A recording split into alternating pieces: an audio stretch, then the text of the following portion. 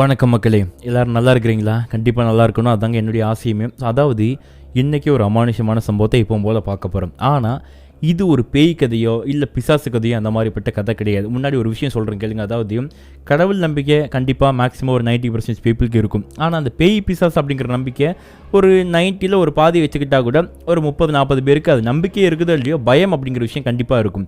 ஆனால் இது ரெண்டுக்கும் நடுவில் இன்னொரு விஷயம் இருக்குதுங்க. இந்த ரத்த காட்டேரி, இந்த குட்டி பிசாசு, குட்டி சாத்தான், இந்த பில்லி, சூனியம், ஏவல் இதெல்லாம் சொல்கிறாங்க பாருங்கள். இது மேலே கூட ஒரு சில பேருக்கு நம்பிக்கை இருக்கலாம், ஒரு சில பேருக்கு பார்த்தீங்கன்னா வந்துட்டு முரண்பாடு இருக்கிறதுக்கு வாய்ப்பு இருக்குது. என்னுடைய பாயிண்ட் ஆஃப் வியூவில் கேட்டிங்கன்னா இந்த பில்லி சூனியம் வைக்கிறது கூட நான் வந்துட்டு ஈவன் கண்ணால் கூட பார்த்துருக்குறேன். ஆனால் இந்த ரத்த கட்டரை ஏவி விடுறது இந்த மாதிரி விஷயங்கள்லாம் பண்ணுறது பார்த்தீங்கன்னா வந்துட்டு சீரியஸாக நம்பிக்கை கூட இல்லாமல் இருந்துச்சு. ஆனால் இந்த கதை கேட்குற வரைக்கும் மட்டும்தான். இன்றைக்கி ஒரு சம்பவத்தை பார்க்க போகிறோம். அந்த சம்பவத்தில் பாதிக்கப்பட்ட நபர் சொன்ன வார்த்தைகள்லாம் உண்மையிலேயே வந்துட்டு உருக்கிற மாதிரி தான் இருந்துச்சு. அதை கேட்டதுக்கப்புறம் தான் ஓகே உண்மையிலே இந்த மாதிரி விஷயங்களும் இருக்குது அப்படிங்கிறத நான் புரிஞ்சுக்கிட்டேன். நான் புரிஞ்சுக்கிட்டதை அந்த சப்ஸ்கிரைபர் சொன்ன சம்பவத்தை அப்படி நான் உங்ககிட்ட சொல்கிறேன். நீங்களும் கேளுங்க. கேட்டதுக்கப்புறம் உங்களுக்கு நம்பிக்கை வரலாம், வராமலும் போகலாம். இந்த சம்பவத்தை பற்றின கருத்துக்களை தயவு செய்து கேட்டு முடிச்சுட்டு கமெண்ட் பாக்ஸ் தெரிவிச்சுட்டு போயிருங்க. அட் த சேம் டைம் சேனலுக்கு யாராச்சும் ஃபர்ஸ்ட் டைம் நண்பா யாராச்சும் வந்திருக்கிறீங்க அப்படின்னா இப்போவே சப்ஸ்கிரைப் பண்ணி பெல் பட்டன் ஆள் கொடுத்துருங்க. ஏன்னா நம்ம சேனலில் உண்மையான அமானுஷமான கதைகள் மட்டும் தான் போட்டுட்ருக்கோம். சப்ஸ்கிரைபர்கிட்ட இருந்து அந்த வார்த்தைகளை கேட்டு ஸோ உங்களுக்கு உண்மையான அமானுஷமான கதைகள் கேட்கறதுக்கு பிடிக்கும் அப்படிங்கிற பட்சத்தை நம்ம சேனலை போய் சப்ஸ்கிரைப் பண்ணி பெல் பட்டன் ஆள் கொடுத்து வச்சுருங்க. இப்போ இந்த சம்பவத்தை நான் டேரெக்டாக ஸ்டார்ட் பண்ணுறேன். Welcome back to the new அமானுஷமான வீடியோ. நான் உங்களுடன் பயத்தை எதிர்கொள்ள தயாராக இருந்துக்கோங்க. இந்த சம்பவத்தை பொறுத்தளவில் இந்த சம்பவம் நடந்த இடம் அப்படிங்கிறத பார்க்கும்போது நாகப்பட்டினம் அருகாமையில் இருக்கக்கூடிய ஒரு கிராமம்னு கூறப்படுதுங்க. அந்த கிராமத்தில் பார்த்தீங்கன்னா ஒரு தெரு இருக்குது. ஆக்சுவலி கிராமம்னாலே தெரு நிறைஞ்சது தான் கிராமம் இல்லையா? அப்படி இருக்கக்கூடிய தெருவில் ஒரு வீடு இருக்குது, அதுக்கடுத்து ஒரு வீடு இருக்குது, அதுக்கடுத்து கொஞ்சோண்டு எம்டி லேண்டு, அதுக்கடுத்து வீடு, இப்படி அமைப்பில் தான் பார்த்தீங்கன்னா அந்த தெருவே இருந்துட்டு இருக்குதுங்க. கண்டினியூஸாக வீடு இருக்கும், நடுவில் கொஞ்சம் கொஞ்சம் இடம் இருந்துட்டு இருக்கும். ஸோ இப்படிப்பட்ட ஒரு தெரு அமைப்பு இருக்குது. இந்த தெருவில் ஒரு குறிப்பிட்ட நபருடைய வீட்டை பார்க்க போகிறோம், ஒரு குறிப்பிட்ட நபருடைய இடத்த பார்க்க போகிறோங்க. இந்த இடத்துக்கு ஓனர் யாருன்னு பார்க்கும்போது ராஜேஷ் அப்படிங்கிற ஒரு ஓனருங்க. அந்த வீட்டுக்கு ஓனர் யாருன்னு பார்க்கும்போது மணிகண்டன் அப்படிங்கிற ஒரு வீட்டுக்கு ஓனருங்க. இப்படி இருந்துட்டு இருக்கும்போது என்ன ஆகுதுன்னா, இந்த ராஜேஷ்க்கும் இந்த மணிகண்டனுக்கும் சுத்தமாக ஆகாதுங்க. சின்ன வயசுல இருந்தே இந்த வாய்க்கா தகராறு மாதிரி ஏதாச்சும் ஒரு பிரச்சனை வம்பு எடுத்துக்கிட்டே இருந்துட்டு இருப்பாங்க, எப்போவுமே சண்டை போட்டுட்டு இருப்பாங்க. அந்த மாதிரிப்பட்ட கேரக்டர் தான் இந்த மணிகண்டனாக இருக்கட்டும், இந்த ராஜேஷாக இருக்கட்டுங்க. இப்படி இருந்துட்டு இருக்கும்போது என்ன ஆகுதுன்னு பார்க்கும்போது இந்த மணிகண்டன் பார்த்தீங்கன்னா ஆரம்பத்தில் கொஞ்சம் கஷ்டப்பட்டாலும் இப்போ தொழிலெலாம் பண்ணி எடுத்து ஓரளவு வந்துட்டு செல்வாக்கு மிக்க நகராக மாறிட்டாரு. அது போக பார்த்தீங்கன்னா அவர்கிட்ட கொஞ்சம் பணம் அப்படிங்கிறது வந்துட்டு ரொம்ப அதிகமாகிடுச்சுங்க. இதனால் என்ன பண்ணுறாரு, தன்னுடைய வீடு ரொம்ப பழசாகி போச்சு, வீடை இடிச்சிட்டு ரெனோவேட் பண்ணி புதுசாக கட்டலாம் அப்படிங்கிற மாதிரி ஒரு பிளானை போடுறாப்புல மணிகண்டன். என்னதான் மணிகண்டன் இந்த மாதிரி ஒரு பிளானை போட்டாலும் இந்த மணிகண்டன் வீடு இருக்குது அப்படிங்கிற இடத்த பார்க்கும்போது இந்த வாய்க்கா தகராறு பண்ணக்கூடிய, அதாவது இந்த ராஜேஷ் இருக்கிறார் பாருங்க, அவருடைய லேண்டை ஒட்டுனாப்புல தான் மணிகண்டன் வீடு இருந்துட்டு இருக்குது. இன்னொரு பக்கம் மணிகண்டன் ஒரு தனிநபர் கிடையாதுங்க. அவருக்கு திருமணமாகி பசங்க பிள்ளைங்களாம் இருந்துட்டு இருக்காங்க, அவங்க அம்மா அப்பா அவங்க கூட இருக்கிறாங்க. இது போக மணிகண்டனுடைய தம்பின்னு ஒருத்தர் இருக்காருங்க, அவருக்கும் திருமணமாகி அவரும் மணிகண்டன் கூட தான் ஒரே வீட்டில் எல்லாரும் வாழ்ந்துட்டு இருக்காங்க, ஒரு கூட்டு குடும்பமாக வாழ்ந்துட்டு இருக்காங்க. ஸோ இப்படி இருந்துட்டு இருக்கும்போது தான் மணிகண்டன் முடிவு பண்ணுறாப்புல ஓகே 3 பேருடைய வருமானம் வந்துட்டு இருக்குது, அப்பா வருமானம், தம்பி வருமானம், நம்ம வருமானம், ஒரு வீட்டை போட்டோம் அப்படின்னா கரெக்டாக இருக்குன்னு சொல்லிட்டு முடிவு பண்ணுறாப்புல வீட்டை இடிக்கலாம், இடிச்சிட்டு கட்டலாம்னு சொல்லிட்டு ஒரு பிளானை பண்ணுறாங்க. அப்படி அவங்க பிளான் பண்ணபடியே முன்னாடி ஒரே ஒரு ரூம் மட்டுங்க, இந்த வீடு கட்டி முடிக்கிற வரைக்கும் அந்த ரூமில் தங்கியிருந்து எல்லாம் பண்ணிக்கலாம் அப்படி மாதிரி சொல்லி பிளானை பண்ணிட்டு அந்த ரூமை விட்டுட்டு என்ன பண்ணுறாங்க, ஒரு நாள் அவங்க வீட்டை ஃபுல்லாக டிமாஷிங்க, அதாவது ஃபுல்லாக வட்டி இடிச்சு தள்ளுறாங்க. அப்படி இடிச்சு தள்ளும் போது தான் என்ன நடக்குது அப்படிங்கிறத பார்க்கும்போது அவர் வீட்டில் ஒரு சும்மா அங்கே ரேண்டமாக நம்ம வீட்டில் பெயிண்ட் அடித்தா கூட பக்கத்து வீட்டில் அந்த பெயிண்ட் படும் இல்லையா, அப்படி இருக்கும்போது ஒரு ஜேசிபியை கொண்டு வந்து அந்த வீட்டை ஃபுல்லாக இடிக்கிறாங்க. அப்படிங்கிற பட்சத்தில் கண்டிப்பாக அந்த வீட்டில் இருக்கக்கூடிய அந்த கல்லாக இருக்கட்டும், செங்கலாக இருக்கட்டும், தூசி எல்லாமே பக்கத்து லேண்டில் விடும். ஆக்சுவலி பக்கத்து லேண்டுனா ஏதோ ஃபுல்லாக க்ளீன் பண்ணி போட்ட லேண்டு மாதிரிலாம் கிடையாதுங்க. அது சும்மா உடங்காடு மாதிரி பார்த்திங்கன்னா ஏதோ காடு மாதிரி தான் இருக்குது, சும்மா யூஸ் பண்ணப்படாத ஒரு லேண்டு தான் அந்த பக்கத்தில் இருக்கக்கூடிய லேண்டுங்க. அந்த லேண்டில் இப்போ மணிகண்டனுடைய வீட்டில் இருக்கக்கூடிய அந்த கல்களாக இருக்கட்டும், மண்களாக இருக்கட்டும் எல்லாம் அந்த லேண்டில் விழுந்துட்டு இருக்குது. இப்போ இதை விஷயத்தை பார்த்தீங்கன்னா வந்துட்டு சாயந்தரம் போல் அந்த வழியாக வந்து யார் பார்த்துட்டா, ராஜேஷ் பார்த்துட்டான். சும்மையே மணிகண்டனுக்கும் ராஜேஷ்க்கும் ஆகாது இல்லையா, இது ராஜேஷ் பார்க்குறாப்புல. அப்படி பார்க்கும்போது ராஜேஷ் ஃபுல் போதையில் வர இருந்துட்டு இருக்காருங்க. அவர் என்ன பண்ணுறாரு, நேராக மணிகண்டன் முன்னாடி போயிட்டு பயங்கரமாக வாய்க்கு வந்தபடி பச்சையாக கெட்ட வார்த்தை போட்டு அறுத்து கிழிக்கிறாரு. ஏன்டா என் இடத்துல தான் வந்துட்டு உன்னுடைய வீட்டில் இருக்கக்கூடிய அந்த குப்பையெல்லாம் கொண்டு கொட்டணுமா, அது பண்ணணுமா, இது பண்ணணுமா சொல்லி பக்கம் பயங்கரமாக அறுத்து கிழிக்கிறாருங்க. இப்போ அந்த மணிகண்டன் பொறுமையாக இருந்தாலும் மணிகண்டனுடைய அப்பா அம்மாலாம் சேர்ந்து என்ன பண்ணுறாங்க, இப்போ என்ன பண்ணிட்டான் என் புள்ள, அவனா பண்ணால் அந்த ஜேசிபிக்காரன் இடிச்சு உள்ளே தள்ளிப்பட்டான், சும்மா வந்து இங்கே வந்து கத்திட்டு இருக்காத பார்த்துக்கோ, நாளை காலைக்குள்ளே என்ன எடுத்து போட்டுருந்தோம், உன் இடத்துல என் பொருள் இருக்கக்கூடாது, அவ்வளோ தானே, நாளை காலையில் எடுத்து விட்டுருந்தோம் பார்த்துக்கோ இருக்கா அப்படி மாதிரி என்ன அவங்க அப்பா அம்மா எல்லாரும் சேர்ந்து ஒரு மாதிரி பொறுமையாக பேசியிருக்கிறாங்க. அப்படி பேசும்போது கூட அந்த மணிகண்டனுடைய பொறுமையை அந்த ராஜேஷ் சோதிச்சுக்கிட்டு இருக்காங்க. பயங்கரமாக கத்திக்கிட்டு இருக்கான். ஒரு சுச்சுவேஷனில் மணிகண்டனும் பொறுமை இழந்து போகிறான். ஏன் அப்படின்னா வீட்டில் இருக்க ஆட்கள் அவங்க அப்பா அம்மா வந்து பேசும்போது அவங்கள பற்றி தரகுறவாக பேசுறது, தப்பாக பேசுறது, இந்த மாதிரி வேலைகளையும் அந்த ராஜேஷ் பண்ணிட்டு இருந்திருக்கான். இதில் மணிகண்டனுக்கும் சரி மணிகண்டன் தம்பிக்கும் பயங்கரமாக கோபம் ஏறிடுதுங்க. ஸோ அதில் என்ன பண்ணுறாங்க, அவனை போட்டு அடிக்காத குறையாக பார்த்துட்டு வந்துட்டு அந்த இடத்த விட்டு வெளியே போட நாயா அப்படிங்கிற மாதிரி அடித்து அமுச்சு விட்றாங்க. இதை பார்த்துட்டு இருந்த மணிகண்டனாக இருக்கட்டும், மணிகண்டன் தம்பி ஒருத்தங்க இருக்கிறாங்க, அவங்க 2 பேருடைய ஒய்ஃபும் பார்த்தீங்கன்னா எங்க விடுங்க வாங்க அப்படிங்கிற மாதிரி சொல்லி அவங்க 2 பேரும் பிடிச்சி இழுத்துட்டு வராங்க. இப்போ அதே மாதிரி அவன் இடத்துக்குள்ள நமக்கு எதுக்குப்பா பிரச்சனை அப்படிங்கிற மாதிரி அவங்க அப்பா அம்மா சொல்கிறாங்க. அன்றைக்கி ராத்திரி எங்க அந்த ஜேசிபி காரங்க சொல்லி அமௌண்ட்டு கொஞ்சம் எக்ஸ்ட்ரா வேணாலும் தரப்பா அப்படிங்கிற மாதிரி சொல்லிட்டு அவன் லேண்டுக்குள்ளே உளுந்து கிடந்த எல்லா மண்ணு குப்பை எல்லாத்தையும் பார்த்தீங்கன்னா திரும்ப தூக்கி பார்த்தீங்கன்னா இவங்க லேண்ட்லேயே பின்னாடி இருக்கக்கூடிய எம்டி லேண்டில் போட்டு வைக்கிறாங்க. அப்படி போட்டதுக்கப்புறம் அடுத்த நாள் காலையில் வந்திருக்கான். அவங்க லேண்டில் எதுவுமே இல்லாட்டியும் கூட அந்த ஜேசிபி வந்துட்டு போன தடை இருந்துச்சான். அதாவது என் லேண்டுக்குள்ளே என் பெர்மிஷன் இல்லாமல் வண்டி ஓட்டியிருக்கான் இப்படி மாதிரி ஏதோ ஒரு விஷயங்களை சொல்லி பார்த்தீங்கன்னா தினமுங்க மணிகண்ட வீடு கட்டி முடிக்கிற வரைக்குமே தினமும் தண்ணியை போட்டு வந்து ஏதோ ஒரு பிரச்சனையை பண்ணிக்கிட்டே இருந்திருக்கான் இந்த ராஜேஷ் அப்படிங்கிறவங்க. ஆனால் இதெல்லாம் மணிகண்ட பார்த்துட்டு இருக்கான். இவனுக்கு வேற வேலை இல்லை, இதான் தினமும் வேலை போல அப்படிங்கிற மாதிரி சொல்லிட்டு அவன் இதுக்கப்புறம் பிரச்சனை பண்ண கண்டுக்க வேண்டாம், நம்ம இந்த காலில் வாங்கிட்டு அந்த காலில் விட்டுறலாம் அப்படிங்கிற மாதிரியான ஒரு மென்டாலிட்டிக்கு மணிகண்டனும் அவங்க ஃபேமிலி மெம்பரும் வந்துட்டாங்க. அதனால இந்த ராஜேஷ் கத்துற வார்த்தைகள் எதையுமே பார்த்தீங்கன்னா மணிகண்டன் வந்து கேட்குற மாதிரி சுத்தமாக ஐடியாவே இல்லைங்க. அவங்க ஒரு பாட்டு அவங்க லைஃப் போய்கிட்டு இருக்குது. மணிகண்டன் ரொம்ப ஃபாஸ்ட்டாக அமௌண்ட் நிறைய இருக்கிற ரீசனால எவ்வளோ ஃபாஸ்ட்டாக முடியுமோ அவ்வளோ ஃபாஸ்ட்டாக பார்த்தீங்கன்னா அந்த வீடை கட்டிட்டு இருக்காப்புல. அப்படி கட்டிக்கிட்டு இருக்கும்போது என்ன ஆகுதுன்னு பார்க்கும்போது தினமும் பார்த்தீங்கன்னா இவன் ராஜேஷ் இருக்கான் பாருங்க, அந்த வீடு கட்டிட்டு இருக்கும்போது ராத்திரி போல தண்ணியை போட்டு வந்துட்டு சண்டை போடுறது மட்டும் இல்லாமல் சாப விட்டுட்டு இருப்பான். நல்லாவே இருக்க மாட்டேங்கிட்டான், நாசமாக போயிருந்தா அப்படிங்கிற மாதிரி என்ன ஃபுல்லாக வாய்க்கு வந்தபடி சாப விட்டுக்கிட்டே இருந்திருக்காங்க. பட் இதையுமே மணிகண்டன் கண்டுக்கல. எப்படியே பார்த்தீங்கன்னா அவன் சாப விட்டாலும் பரவாயில்ல, நம்ம உழைச்ச காசு நம்ம வீடு கட்டியிருக்கோம் அப்படிங்கிற மாதிரி அவங்க சந்தோஷமாக வீடை ஃபுல்லாக கட்டி முடிக்கிறாங்க. கட்டி முடிச்சதுக்கப்புறம் என்ன ஆகுதுன்னா ஆப்வியஸ்லி பால் காய்ச்சின்னு ஒன்று வைப்பாங்க பார்த்தீங்கன்னா, அந்த பால் காய்ச்சி அந்த நாள் வரைக்கும் எந்த ஒரு பிரச்சனையும் அமானுஷமான பிரச்சனை அப்படிங்கிறது மணிகண்டனுக்கு வரல. இந்த தண்ணியை போட்டனால பிரச்சனை மட்டும் தான் வந்திருக்கே தவிர்த்து இந்த அமானுஷம் பேய் பேசாசனால சொல்லிட்டு எந்த ஒரு பிரச்சனையும் எந்த மணிகண்டனுக்கு வரல. ஏன்னா அது அவங்களுடைய இடம் தான். இப்படி இருந்துட்டு இருக்கும்போது தான் அந்த பால் காட்சிக்கான ஒரு நாளை குறிச்சிட்டு மொத்த ஃபேமிலி மெம்பர் சொந்தக்காரங்க எல்லாத்தையுமே மணிகண்டன் வந்து இன்வைட் பண்ணியிருக்காங்க. தொழில் வேறு பண்ணிட்டு இருக்க ரீசனால அவங்களுக்கு இன்னுமே கொஞ்சம் நிறைய நெருக்கமான நண்பர்கள் இருந்துட்டு இருப்பாங்க. ஸோ எல்லாருமே இன்வைட் பண்ணுறாங்க. பட் அவங்களாம் ஒரு பால் காட்சிக்கு ஒரு 9:30 மணி 10 மணி காலைல வராங்கன்னு வச்சுக்கோங்களேன். ஆனால் அதிகாலையில் ஒரு சில பூஜைகள்லாம் பண்ணுவாங்க. அதாவது வீடு கட்டுறோம் அப்படிங்கிற பட்சத்தில் நிறைய பேருக்கு தெரிஞ்சிருக்க வாய்ப்பு இருக்குது. காலையில் ஆசாரி அப்படிங்கிறவங்களை கூட்டிகிட்டு வந்து தச்சு கிழிப்பு அப்படிங்கிற ஒரு விஷயம் பண்ணுவாங்க. அது தச்சு கிழிப்புனா ஒன்றும் இல்லைங்க, ஏதோ ஒரு சேவல் இருக்கும். சேவலை பார்த்தீங்கன்னா வந்துட்டு கழுத்தறுத்து சேவலுடைய அந்த ரத்தத்தை அந்த வீட்டில் இருக்கக்கூடிய எல்லா முக்கிலையும் வந்துட்டு வைப்பாங்க. அதற்கு என்ன சம்பிரதாயம் சொல்லுவாங்கன்னு பட்சத்தில் ஒரு ஊரில் ஒரு முறை இருக்கலாம். எங்கள் ஊரை பொறுத்தளவில் அதுக்கு என்ன பண்ணுவாங்கன்னு பார்க்கும்போது இந்த கெட்ட சக்திகள் ஏதாச்சும் வீட்டில் இருந்துச்சு அப்படின்னா இந்த சேவலுடைய ரத்தத்தை வாங்கிட்டு வீட்டை விட்டு வெளியே போயிடும் இப்படிங்கிற மாதிரியான ஒரு ஐதீகம் எங்கள் ஏரியாவில் சொல்லிக்கிட்டு இருப்பாங்க. ஸோ உங்கள் ஏரியாவில் அது எதுக்காக பண்ணுவாங்களா மாட்டாங்களா அப்படிங்கிற விஷயத்தை பார்த்துட்டு இருக்க நீங்கள் கீழே கமெண்ட் பாக்ஸில் கமெண்ட் பண்ணி பாருங்க. So at the same time இன்னொரு விஷயமும் பண்ணுவாங்க. இது காமனாக எல்லார் வீட்லையுமே பண்ணுவாங்க. என்னங்கிறது பார்க்கும்போது ஒரு பசுமாடு, அந்த பசுமாடை காலையிலே வீட்டுக்குள்ளே கொண்டு வருவாங்க. வீட்டுக்குள்ளே கொண்டு வந்து அந்த பசுமாடு நடு வீட்டுக்குள்ளே ஹாலில் பார்த்து வந்துட்டு சாணம் போடணும். அது போக வந்துட்டு அது பாத்ரூம் போகிறது கோமியம் சொல்லுவாங்க பார்த்தீங்கன்னா, அந்த மாதிரி அது வீட்டுக்குள்ளே பார்த்தீங்கன்னா 1 பாத்ரூமும் போகணும். இந்த விஷயங்கள்லாம் நடந்துச்சு அப்படின்னா அந்த வீட்டில் இதுக்கப்புறம் எல்லாமே சொல்லமெல்லாம் பொங்க அப்படி மாதிரி ஒரு ஐதீகம் இருந்துட்டு இருக்குது. இதுவுமே மோஸ்ட்லி எல்லார் வீட்லையும் பண்ணுவாங்க தான். ஸோ நீங்கள் சொல்லுங்கள், பார்த்துட்டு இருக்க நீங்கள் உங்கள் வீட்டில் இது மாதிரி வீடு கட்டியிருந்தீங்கன்னா பண்ணியிருக்கீங்களா, எதுக்கு பண்ணுறாங்க அப்படிங்கிற விஷயம் யாருக்காச்சும் தெரிஞ்சிருச்சு அப்படின்னா ஒரு கரெக்டான ஒரு எவிடன்ஸோட நம்ம சேனலுடைய கமெண்ட் பாக்ஸில் கமெண்ட் பண்ணி பாருங்க. இந்த மாதிரி விஷயங்கள்லாம் பண்ணுவாங்க இல்லையா, அப்படி பண்ணும்போது தான் முதல்ல அந்த தச்சு கழிப்பு அப்படிங்கிற விஷயத்த பண்ணுறாங்க. அப்படி பண்ணதுக்கப்புறம் என்ன ஆகுதுன்னு பார்க்கும்போது அதில் எந்த பிரச்சனையும் இல்லைங்க. கோழியை அறுக்கிறாங்க, அறுத்து வீட்டில் எல்லா மூலையும் ரத்தத்தை தெளித்தாச்சு, இது முடிஞ்சு போச்சு. இப்போவே வந்துட்டு என்னென்ன மோஸ்ட்லி வீட்டுக்குள்ளே தேவையில்லாத கெட்ட சக்தி ஏதாச்சும் இருந்துச்சு அப்படின்னா வீட்டை விட்டு வெளியே போயிடும். திருஷ்டியும் கழிஞ்ச மாதிரின்னு வச்சுக்கோங்களேன். இன்னொரு பக்கம் இப்போ தான் அந்த பசுமாட்டுக்காரருங்க அவர் ஒரு பக்கத்தில் 2-3 வீடு தள்ளி இருக்கக்கூடிய நபர் தான். அந்த ஏரியாலேயே அவர் மட்டும் தான் மாடு வச்சிருக்காரு அப்படிங்கிற ரீசனால அந்த ஏரியாவில் யார் வீடு கட்டினாலுமே பார்த்தீங்கன்னா இவருடைய மாட்டை தான் கொண்டுட்டு போவாங்க. அப்படி தான் இவர் என்ன பண்ணியிருக்காரு, தன்னுடைய பசுமாடை பார்த்தீங்கன்னா வீட்டுக்கு கொண்டு வந்திருக்கிறாருங்க. அப்படி பசுமாடை வீட்டுக்கு கொண்டு வரும்போது என்ன ஆகுதுன்னு பார்க்கும்போது எந்த வீட்டுக்கு போகும்போதும் இந்த பசுமாடு இந்த மாதிரி ரியாக்ட், அதாவது இவர் லைஃப் டைமில் ஒரு மாடு அப்படி ரியாக்ட் பண்ணி அந்த மாட்டுடைய ஓனரே பார்த்தது கிடையாது. அந்த மாதிரி ஒரு சம்பவம் நடக்குது. மாடு வீட்டு வாசல் வரைக்கும் ஒழுங்காக நடந்து வந்துருக்குதுங்க. வீட்டு வாசப்படியில் ஒரு ஸ்டெப் இப்போ மாட்டின் உரிமையாளர் எடுத்து வைக்கிறாரு, மாட்டை கயிறை பிடிச்சி இழுக்கிறாரு. அப்போ மாடு வரமாட்டேங்குது. உள்ளவான்னு சொல்லிட்டு மாட்டை லைட்டாக முதுகில் அடிச்சாரு பாருங்க. படித்த உடனே விட்டு இவரே முட்டி தள்ளி விட்டுட்டு பயங்கரமாக ஆக்ரோஷமாக கொந்தளிச்சுட்டு அந்த மாட்டுக்கு மதம் பிடிச்சா எப்படி இருக்காங்க, இப்போ மதம் பிடிக்குமா அப்படிங்கிறது தெரியல. அந்த மாதிரி பார்த்தீங்கன்னா மாடு மறந்து போய் ஓட ஆரம்பிச்சிருக்குதுங்க.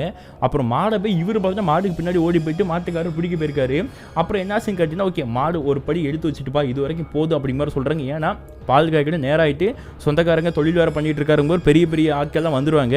அப்போ வரும்போது மாட்டை கொண்டு வந்து இந்த மாதிரி விஷயத்தை பண்ணிட்டு இருந்தோம்னா வேலை கேட்காது. ஓகே, இவர்கிட்ட மட்டும் தான் மாடு இருக்குது, இன்னொரு மாடும் போயிட்டு இப்போ பிடிச்சிட்டு வர முடியாது, மாடு வீட்டுக்குள்ள வந்துச்சு அதுவே போதும்ப்பா அப்படிங்க மாதிரி அந்த ஐயர் சொன்ன ரீசன்னால இப்போ அவர் மாட்டை பிடிக்கிற ஒரு பேருக்காரு. அவர் வந்தார்னா மாட்டை உள்ளே விட்டுக்கலாம், இல்லாட்டி அவ்வளோதான்ப்பா பார்த்துக்கலாம், ஒன்றும் பிரச்சனை இல்லை, எதுவும் தடங்கள்லாம் கிடையாதுப்பா அப்படி மாதிரியான விஷயங்களை ஐயர் சொல்கிறாங்க.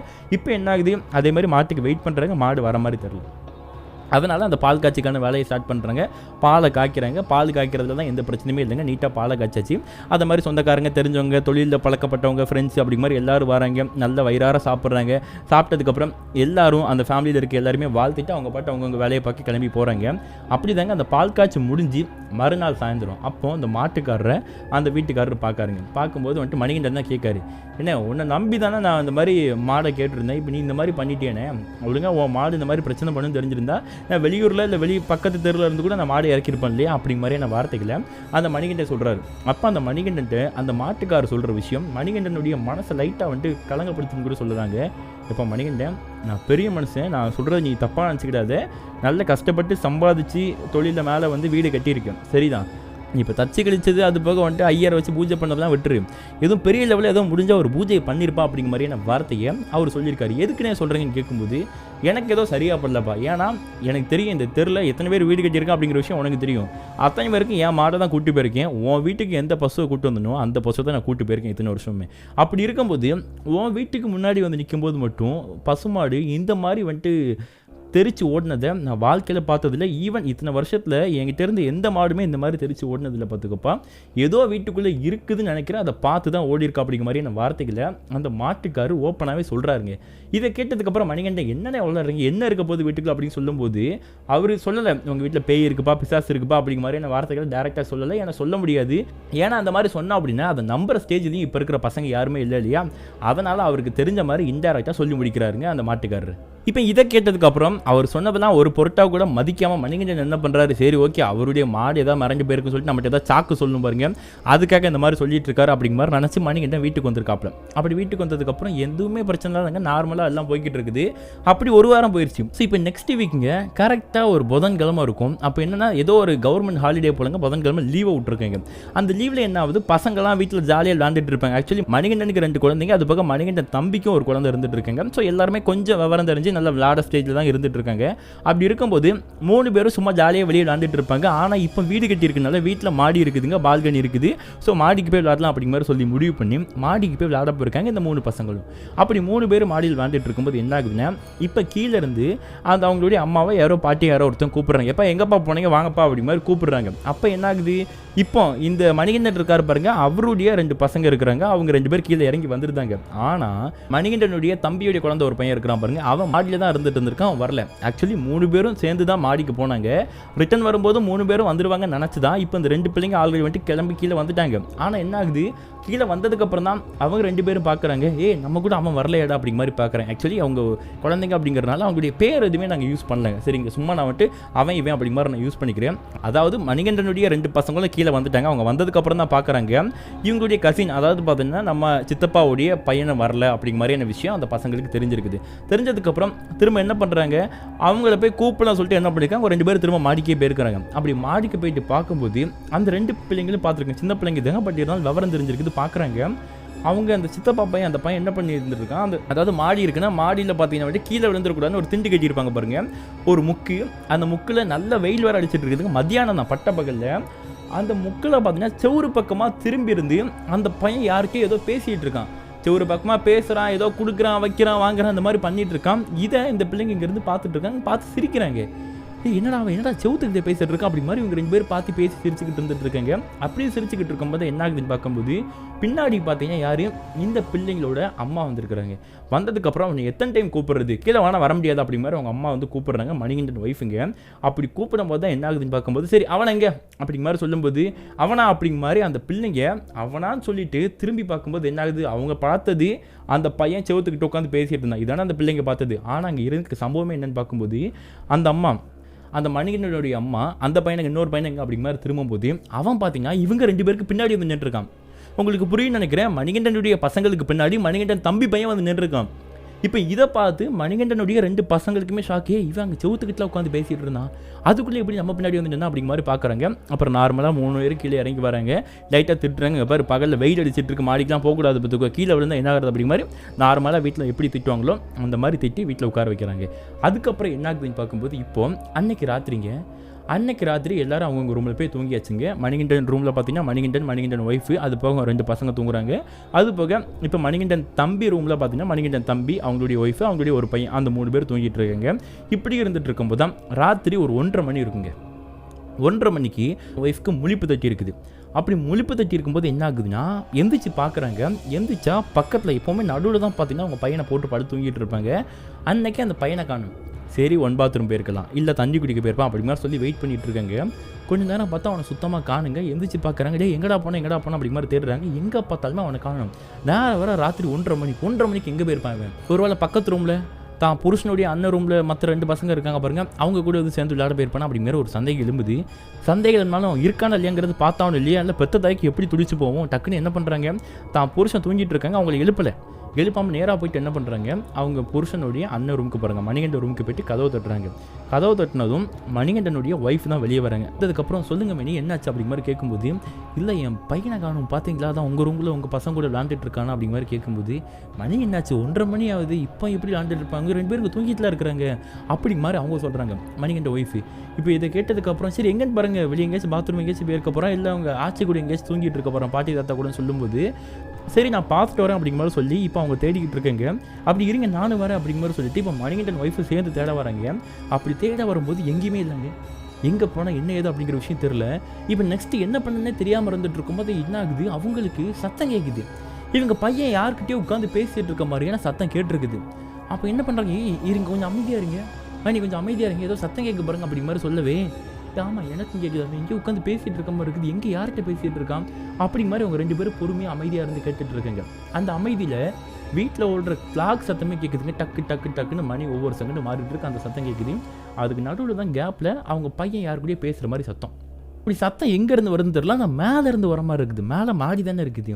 அதாவது அந்த வீட்டில் சைடில் ஏர் பந்து வச்சுருப்பாங்க பார்த்தீங்களா, அந்த பாந்த வழியாக தான் வெளியே சவுண்டு கேட்டுட்டு இருக்குது. எப்படி மாடிக்கு அவன் எதுக்கு போக போகிறான் அப்படிங்கிற மாதிரி சொல்லிட்டு, சரி எதுக்கும் மாடியில் போய் செக் பண்ணிடலாம் அப்படிங்கிற மாதிரி சொல்லவே, இப்போ என்ன பண்ணுறாங்க, 2 பேரும் பொறுமையாக மாடியில் தான் இருப்போம் அப்படிங்கிற மாதிரி சந்தேகத்தில் மாடிக்கு போகிறாங்க. அப்படி மாடிக்கு போயிட்டு பார்க்குறாங்க. மாடிக்கு போயிட்டு பார்த்தா ஃபுல்லாக திறந்து பார்க்குறாங்க, எல்லா பக்கம் தேடி பார்க்குறாங்க, எங்கேயுமே அந்த பையன் இல்லை, மாடியிலையும் இல்லைங்க. அதுதான் பயங்கரமான ஹைலைட்டு. அப்போ எங்கே தான் போனாங்க தெரியாமல் முடிச்சுட்டு இருக்கவங்க டக்குன்னு கீழே வராங்க, வந்து கத்தி அழ ஆரம்பிச்சிருந்தாங்க.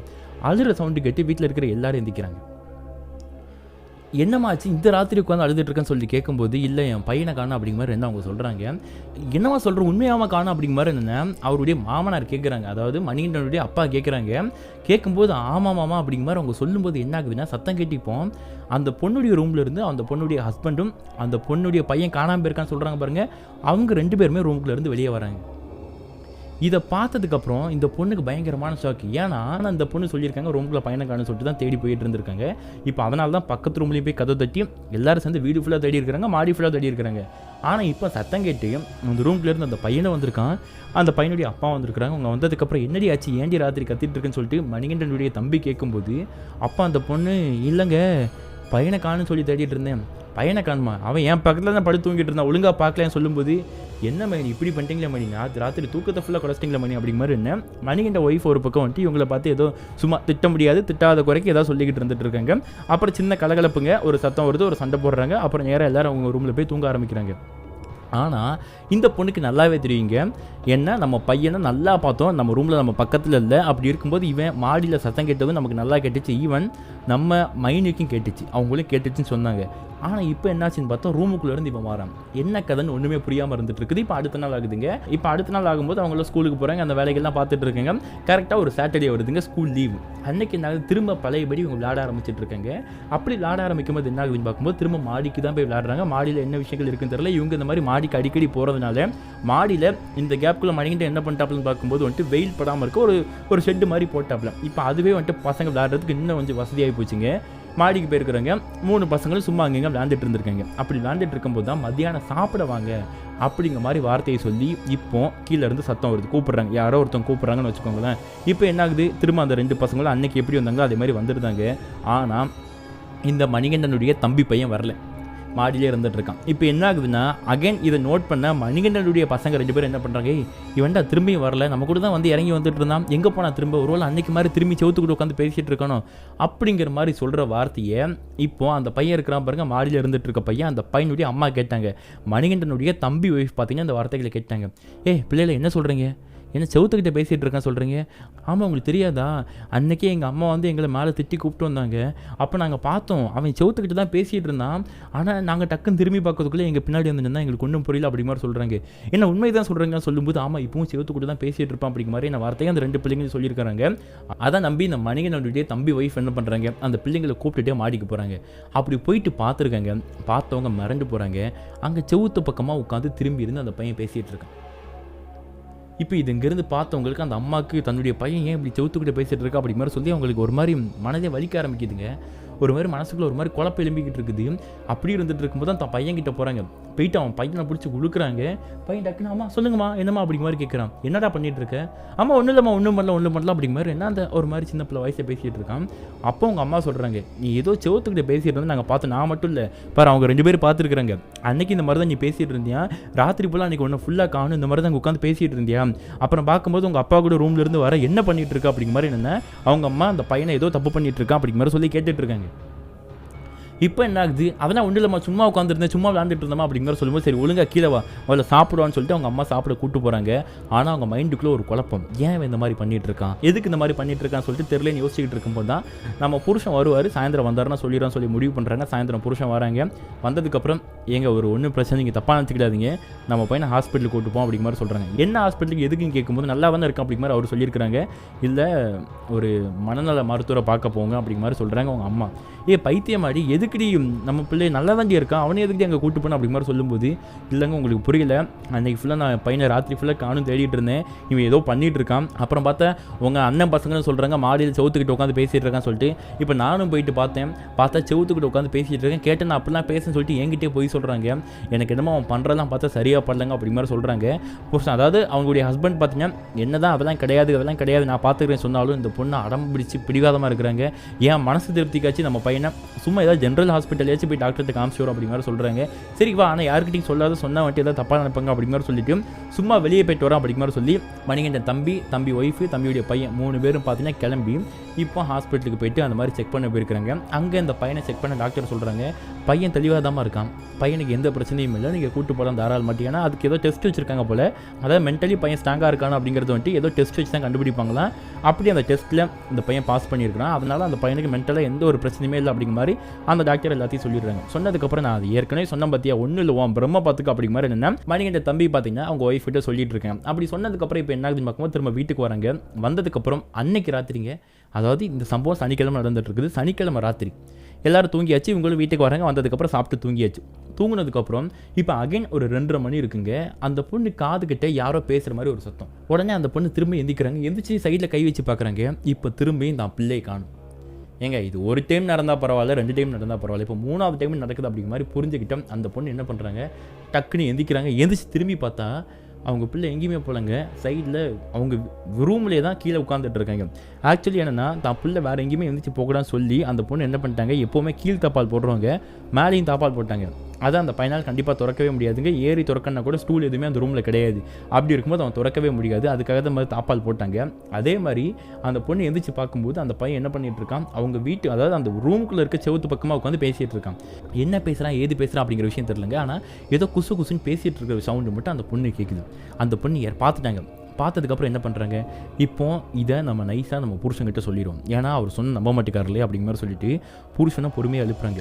எழுந்ததுக்கப்புறம் என்னடி ஆச்சு அப்படிங்கிற மாதிரி கேட்குறாங்க. எங்கே சத்தம் போடாதீங்க இருங்க, நான் சொன்னேன் நம்பலை இல்லையா, அங்கே பாருங்கள் நம்ம புள்ள செவுத்துக்கிட்டே பேசிகிட்டு இருக்கான்னு சொல்லும்போது ஏம்மா அந்த மாதிரி பண்ணிட்டு இருக்குன்னு சொல்லிட்டு அவர் எழுந்துச்சு பார்த்தா மிரண்டு போகிறாரு.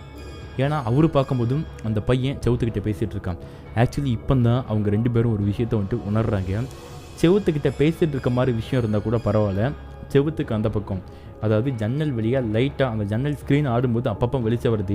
அந்த வெளிச்சத்தில் பையனுக்கு முன்னாடி செவுத்தை ஒட்டினாப்பில் ஏதோ ஒரு உருவம் கருப்பு கலரில் அப்படி லைட்டாக ஷேக் ஆகிட்டு இருக்க மாதிரியான விஷயத்தை இவங்க 2 பேர் கண்டுக்கும். ஒருத்தர் கண்ணுக்கு தெரியல, 2 பேர் கண்ணுக்கு தெரியுது. ஏதோ ஒரு உருவம் உட்காந்துருக்குது, அதுக்கு முன்னாடி தான் நம்ம பையன் உட்காந்து பேசிகிட்டு இருக்கான் அப்படிங்கிற விஷயம் அவங்க 2 பேர் கண்ணுக்கும் தெளிவாக தெரியுது.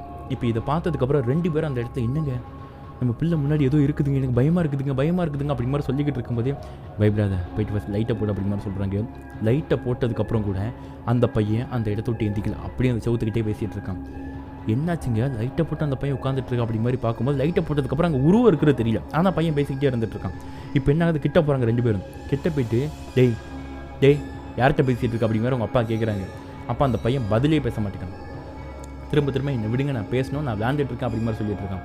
இப்போ யார் கூட விளையாடுறா அப்படி மாதிரி அப்பா அம்மா கேட்டுட்டு இருக்காங்க. பட் அதுக்கும் பதில் சொல்லாமல் என்னை விடுங்கன்னு சொல்லிக்கிட்டு இருந்துட்டு இருக்கான். சொல்லிக்கிட்டே இருக்கேன் என்னடா அப்படி மாதிரி சொல்லிட்டு அந்த பையனை பிடிச்சி அவங்க அப்பா திருப்பி இருக்கிறாங்க. அப்படி திருப்பும்போது ஒரு சம்பவம் அவங்க அப்பா பார்க்குறாங்க. அந்த பையன் கண்ணில் ஒரு விஷயம் தெரியுது. ஆக்சுவலி இது கண்ணே தெரியல, ஆக்சுவலி ஃபுல்லாக வந்துட்டு என்னென்னா கருப்பாக இருந்துட்டு இருக்குது. இதை பார்த்து மறந்து போய் அவங்க பையனே பிடிச்சி தள்ளி விடுறாருங்க. மனசு தள்ளி விட்டுட்டு என்னடா இது அப்படி மாதிரி என்ன சொல்லிட்டு அவங்க பொண்டாட்டி டக்குன்னு கிட்ட வந்து பிடிச்சி எடுத்துக்கிறாருங்க. எடுத்துட்டு எங்க பாரு நம்ம பிள்ளை அடி ஏதோ பேய் பிடிச்ச மாதிரி இருக்குது அப்படி மாதிரி அவங்க சொல்லிக்கிட்டு இருக்காரு. 2 பேருக்கும் பயம் கொடுக்க ஆரம்பிக்குதுங்க. டக்குன்னு கத்தி அலறி கதவு திறந்து வெளியே போகிறாங்க. இப்போ என்னமா ஆச்சு உங்களுக்கு, எப்போ பார்த்தாலும் ராத்திரி போல சத்தம் போட்டுட்டு இருக்கீங்களா அப்படிங்கிற மாதிரி சொல்லிட்டு பக்கத்து ரூமில் இருக்கக்கூடிய மணிகண்டனுடைய ஒய்ஃபாக இருக்கட்டும், அவங்க பிள்ளைங்களாக இருக்கட்டும், அது போக மணிகண்டன் அப்பா அம்மாவாக இருக்கட்டும், எல்லாரும் வெளியே வராங்க. வந்ததுக்கப்புறம் இப்போ என்ன என்னடா ஆச்சு அப்படிங்கிற மாதிரி மணிகண்டா கேட்குறாருங்க. கேட்கும்போது அண்ணே இவ சொல்லும்போது கூட நம்பலண்ணே, பிள்ளைக்கு ஏதோ பேய் பிடிச்ச மாதிரி இருக்குன்னே, போய் பாருனே கண்ணுக்குலாம் ஏதோ கருகரு இருந்துட்டு இருக்குன்னு அப்படி மாதிரி விஷயத்த மணிகண்டன் சொல்லிட்டு இருக்காப்ல. இப்போ என்னடா வளரிட்டு இருக்க பைத்தியக்காரத்தனமா அப்படி மாதிரி சொல்லி கதவை திறந்து போய் பார்க்குறாங்க.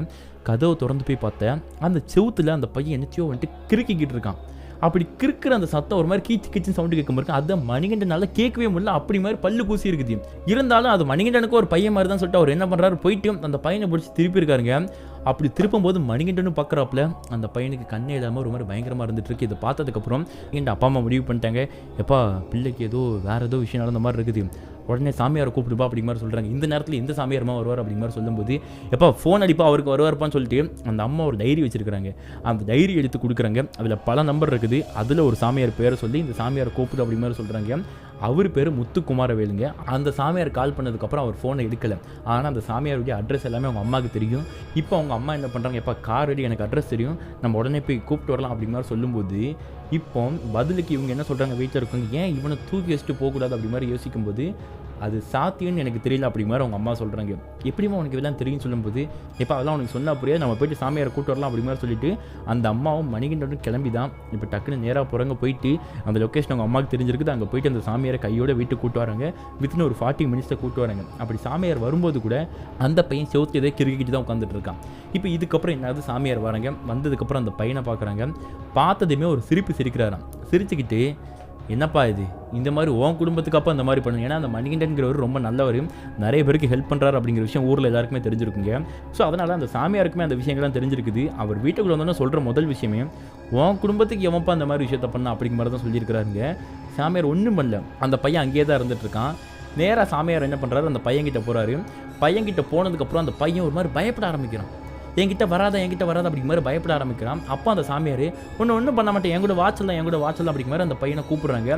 இப்போ உண்மையிலே எதுவும் பண்ண மாட்டீங்களா, அந்த பையன் பேசுகிற வார்த்தைகள், அதாவது பேசுகிற அந்த குரலே வேறு மாதிரி இருக்குதுங்க.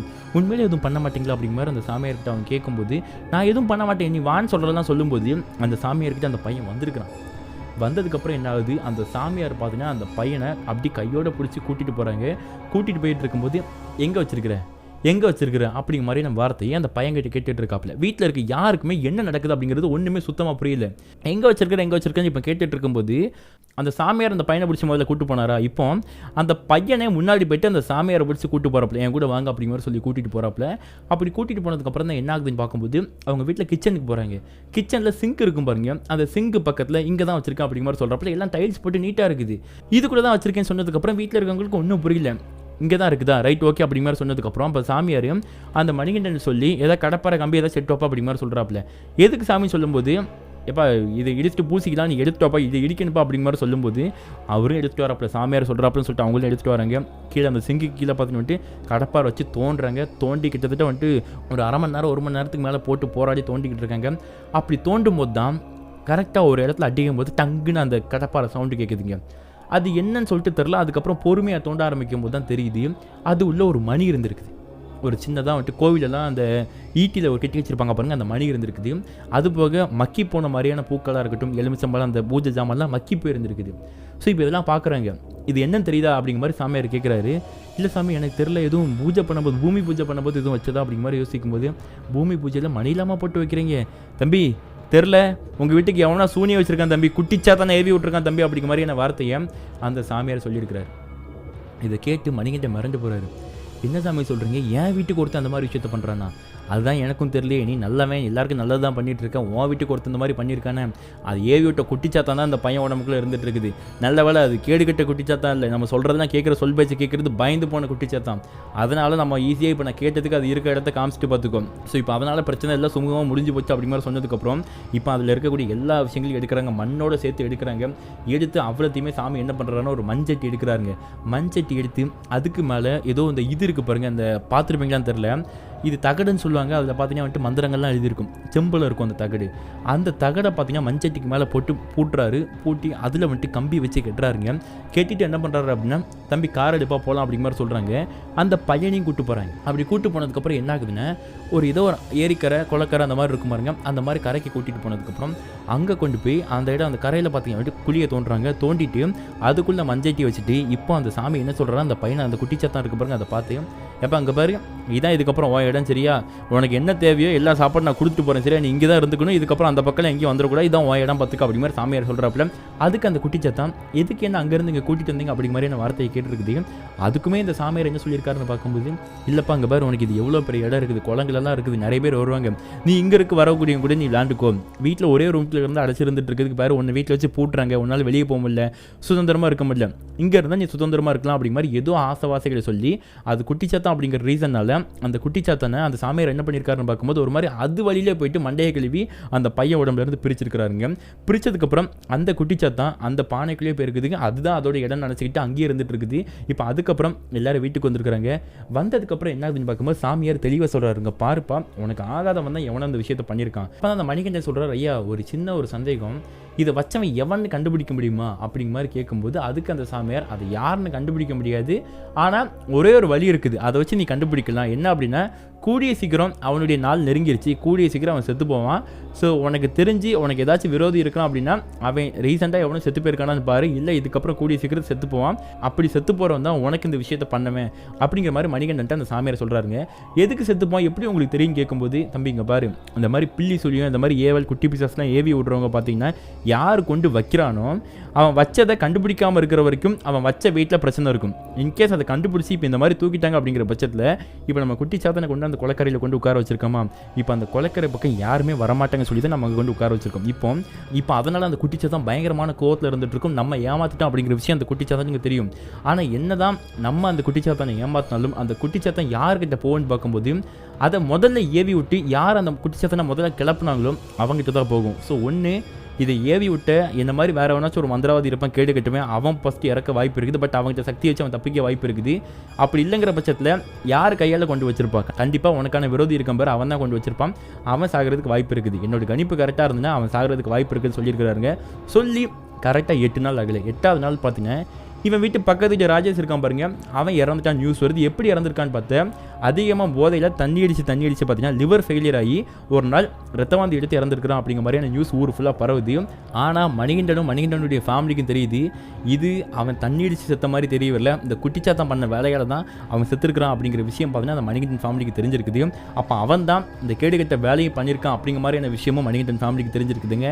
அந்த மணிகண்டன் எல்லாருக்கும் நல்லா தான் பண்ணுவார் இல்லையா, அதே மாதிரி தான் அவர் நினச்சிருந்தார் அப்படின்னா திரும்ப இந்த சாமியார்கிட்ட சொல்லி திரும்ப பதிலுக்கு பதில் வச்சிருக்கலாம். ஆனால் அவர் அன்றைக்கி அதை பண்ணலை. ஆக்சுவலி அப்படி பண்ணார் அப்படின்னா மணிகண்டன் உயிருமே நேரத்துக்கு இருந்திருக்குமா அப்படிங்கிற விஷயம் தெரியல, அது ஒரு கேள்விக்குறி தான். அப்படி இருக்கும்போது பதிலுக்கு பதில் பண்ணாமல் அந்த சாமியார் சொன்னபடியே கேட்டுட்டு இருந்திருக்காருங்க. ஸோ இந்த சம்பவத்திலிருந்து நமக்கு எல்லாருக்கும் என்ன விஷயம் புரியுது அப்படிங்கிறத பார்க்கும்போது பில்லி சூனியமோ ஏவலோ பிசாசு என்ன வேணாலும் எவ வேணாலும் வைக்கட்டுங்க, கடைசி அதாவது முதல் கொஞ்ச நாள் வந்துட்டு கஷ்டப்படுவோமே தவிர்த்து அந்த பில்லி சூனியத்தை வச்சவன் தான் கடைசி பயங்கரமான பலன் அனுபவிப்பான் அப்படிங்கிறதுல எந்த மாற்றமும் இல்லை. ஸோ அதனால் உங்கள் மேலே யாரும் பில்லி சூனியை ஏவி விட்டாங்க அப்படின்னு சொல்லிட்டு நீங்கள் கவலைப்படாதீங்க. கண்டிப்பாக அது யார் வைக்கிறானோ அவனுக்கு அதே தண்டனை திரும்ப கிடைக்கும் அப்படிங்கிறதுல எந்த மாற்றமும் இல்லை அப்படிங்கிறது இந்த சம்பவத்தின் மூலிமா நமக்கு தெரியுதுங்க. இந்த சம்பவத்தை யார் நம்மகிட்ட ஷேர் பண்ணா அப்படிங்கிறத பார்க்கும்போது இப்போ அதில் ஒரு 3 பசங்க சொல்லியிருப்பேன் பாருங்கள், சின்ன பசங்க சொல்லிட்டு அவங்க இப்போ வளர்ந்துட்டாங்க. அப்படி வளர்ந்ததில் ஒரு பையன் தான் பார்த்தீங்கன்னா சென்னை பக்கத்தில் ஒரு காலேஜ் படிச்சுட்டு இருக்காப்புல, அவர் நம்ம வீடியோஸை டெய்லி பார்ப்பாப்லையாம். அந்த நம்பர் தான் ப்ரோ எங்கள் வீட்டில் இந்த மாதிரி ஒரு சம்பவம் நடந்துச்சுப்பா அப்படிங்கிற மாதிரியான எல்லா விஷயத்தையும் டீட்டெயிலாக நமக்கு பார்த்தீங்கன்னா வந்துட்டு நம்மகிட்ட ஷேர் பண்ணியிருந்தாங்க. அதை தான் இப்போ நான் உங்ககிட்ட ஷேர் பண்ணியிருக்கேன். அவர் மோஸ்ட்லி என்கிட்ட சொன்ன விஷயம், எந்த கிராமம், எந்த பேர், ஊரில் இருக்கக்கூடிய எங்களுடைய எந்த பேருமே யூஸ் பண்ணாத அப்படிங்கிற மாதிரி சொல்லியிருந்தாங்க. ஜஸ்ட் அவங்க அப்பா பேரை மட்டும் யூஸ் பண்ணிக்கோங்க அப்படிங்கிற மாதிரி சொல்லியிருந்தாங்க. ஏன்னா ஜஸ்ட் ஒரு மணிகண்டன் அப்படிங்கிற நேம் வச்சு இது இவங்க குடும்பம் அப்படிங்கிறது கண்டுபிடிக்க கஷ்டம் பார்த்தீங்களா, அதனால் இந்த பேரை மட்டும் யூஸ் பண்ணதுக்கு நமக்கு அலோவ் பண்ணியிருந்தாங்க. ஸோ பார்த்துட்டு இருக்க நீங்கள் சொல்லுங்கள், இந்த சம்பவத்திலேருந்து நீங்கள் என்ன புரிஞ்சுக்கிட்டீங்க அப்படிங்கிற சொல்லுங்கள். ஸோ உண்மையிலே இது ஒரு பயங்கரமான திகில் அனுபவமாக தான் எனக்கு இருந்துச்சு. ஏன் அப்படின்னா, இந்த பேய் பிசாசை தாண்டி குட்டிச்சத்தனாலையும் இந்த மாதிரி ஒரு கேடுகட்ட வேலைகள்லாம் பண்ண முடியும், அதை ஒரு மனுஷன் ஏவியும் விட முடியும் அப்படிங்கிற விஷயங்கள்லாம் எனக்கு இந்த அமானுஷமான சம்பவத்தின் மூலமாக தெரிய வந்தது. ஸோ உங்களுக்கும் புதுசாக இருந்துச்சு அப்படின்னா கண்டிப்பாக நம்ம சேனலை சப்ஸ்கிரைப் பண்ணி பெல் பட்டன் ஆள் கொடுத்துருங்க. வீடியோக்கு லைக் பண்ணி விட்டுருங்க. கருத்துக்களை ஃபுல்லாக வரவேற்கத்தக்கதுங்க. கமெண்ட் பாக்ஸில் கமெண்ட் பண்ணிட்டு போயிருங்க. மீண்டும் ஒரு பயங்கரமான அமானுஷமான சம்பவத்தில் நான் உங்களை வந்து மீட் பண்ணுறேன். அதுவரை உங்களிடமிருந்து விடைபெறுவது உங்கள் Arun guys. Love you so much guys. Bye.